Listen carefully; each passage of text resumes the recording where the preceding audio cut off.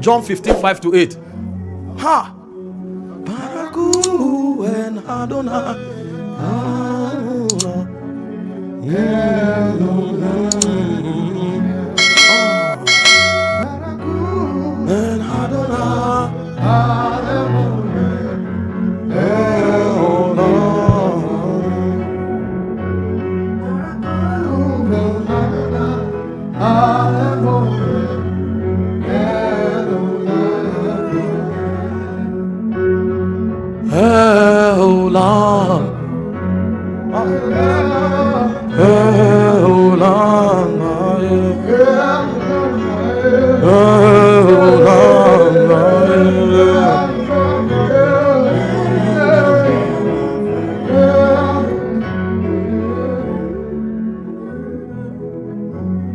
be active in kingdom service. You say, I'm the vine, you are the branches. He that abideth in me and I in him, the same bringeth forth much fruit, and without me you can do nothing. He say, if a man abide not in me, he is cast forth as a branch and is withered, and men gather them and cast them into the fire, and they are burnt.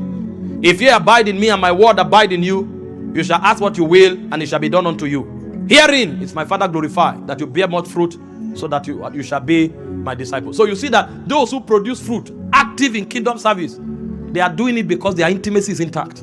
That's why you must watch your service. It's not just about reward, it's about walking with God, so that you keep yourself in his love. And finally, avoid sin and distraction if you want to walk in intimacy. Matthew 6:24. No man can serve two masters, for either he will hate one and love the other, or else he will hold to one and despise the other. You cannot serve God and mammon.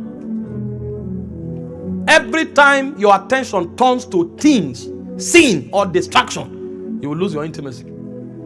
So you must avoid those things if you want to keep your fire. Jeremiah 29:13, rather, he says, you will seek me and find me if you seek me what? With the whole of your heart. Those who are distracted never grow in intimacy. That's why when you start walking with God, you see your path becomes narrow. I told you before, nothing wrong with watching football, but I couldn't be a fan as I started growing in God. The nature of my calling, the depths God wants me to walk in, cannot accommodate being an analyst. Because some of us, when we do something, we do it to the zenith. I was telling myself, I've traveled to England severally now. I've not visited one stadium. Ha! If it was then, it's from stadiums you'll be seeing selfies. During live match, I will record the player and make sure I'm still recording and change the camera. You'll see that I'm in the stadium. Because some of us followed that snap from Highbury. Before they went to Emirates, we were there. We were there before the Invincibles. We were there. We were there. Those who watch the lights of Tony Adams, these are they here. We were. We thought they are a parlor. Play me. We were there. But they have. It's a distraction. I'm not. You can watch football, but it's a challenge if you are a fan. So you are keeping track of 38 matches in a season, and you are arguing. Oh, Marobakate. Did you read all the patriarchs you read from in the Bible? Did you read that any of them was a fan of the gladiators? It was in their era. They will now tell you Elijah came from church and went to watch a match. None of those things was part of their lives. Even the ones who fell, go and check. Some fell once, they kept their part. They think it's walking with God is a careless thing. If your own story is added to the Bible, what will be there? They will show you when they are writing about you is when you were in Champions League finals. Haley, that one will be the chapter 1. What football? Relax is needed. But let nothing take the place of God. When it says seek ye first, it means make God your priority. Anything that competes with God is idolatry. Paul said you have the liberty to do all things, but let nothing has power over you. If it gets to a point where there's problem. So kick sin away. Kick distraction away. Hebrews 12 verse 1 and 2. As I round up. It says, we are foreseen also that we are compassed about with so great a cloud of witness. It says, let us lay aside what? Every weight. Those are distractions. Malice, gossip, backbiting, competition, the affairs of this life. Throw those things away. It said, and sin, which doth easily beset us, so that we can run the race with patience. Run the race that is set before us with patience, looking unto Jesus, the author and finisher of our faith. This is our example. When he ran, he didn't let any of these things distract him.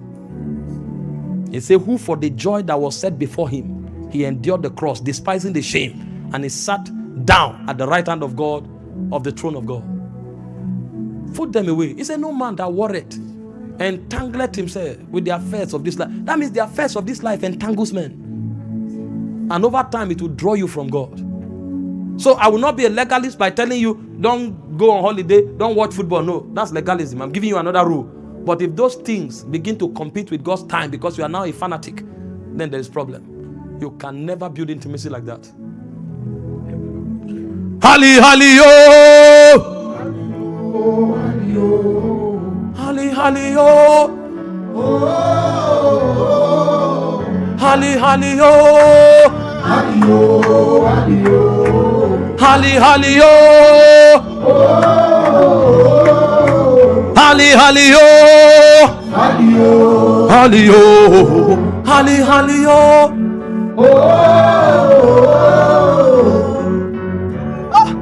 Hali, yo!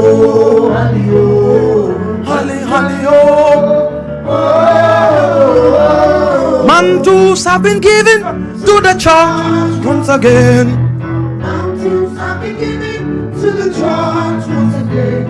For the kings to be born, for the ancients to arise, for the patriarchs to arise, for the gifted to arise. Hali, hali, yo! Hali, yo! Hali, yo! Hali, hali, yo! Hali, hali, yo! Hali, yo! Hali, yo! Hali, hali, yo! Two things very quickly tonight. Number one, everything competing with God in your life, this is your opportunity to drop it. When messages like this come, they come because new seasons are about to be born. And so God brings these kinds of messages to prepare you to enter. These are not the messages you take notes and then you go and relax. If there's anything, you are the one that know it. I didn't give you rules and regulations. I just showed you the oracles of God. If there's anything competing with God in your life, this is the time to drop it so that you can ascend and tap into the frequencies, the life, the windows, the gates that are open in the spirit. Because a season is upon us. Men are going to shift in authority. Oh. You know, when utterances like this come, people take it for granted until they notice that the person they discipled 3 years ago has become the light shining ahead of them, and they are wondering, when did it happen? It was in the Kairos moment. You see, at a certain time, the angel of the Lord went down and troubled the waters. Whatever is standing between you and God, drop it now. And then I will make a second decree. Go deep into your heart, the recesses of your soul. I surrender.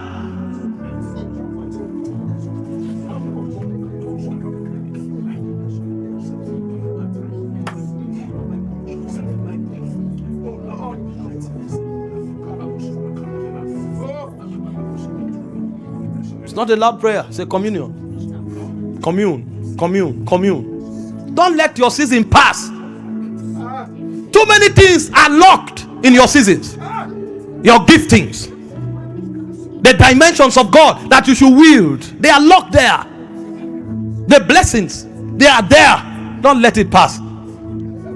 He said, you have encompassed this mountain for too long. It's time to move forward. But you have to lay aside weights.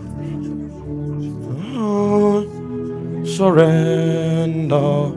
I surrender, Lord, unto thee, my blessed Savior.